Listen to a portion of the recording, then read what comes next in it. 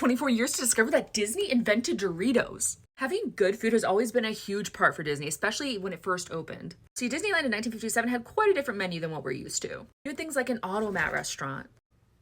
The Yacht Club was there as a self-service restaurant. There was a dairy bar by the American Dairy Association. If you don't know, Disney needs sponsors for a lot of things, and that's why you haven't had a new pavilion in Epcot in like a bajillion years. Having a dairy bar on Disney is crazy. Like, you want people to explode on the ride out of both ends.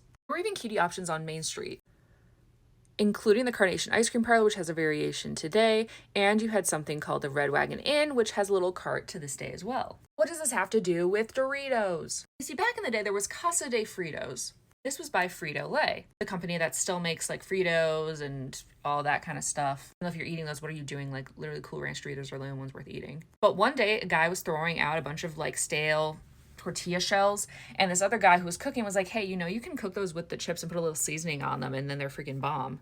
And Frito-Lay liked them so much that they just started selling them, like their whole restaurant. And they're like, yeah, let's actually make some chips. And it became a whole thing.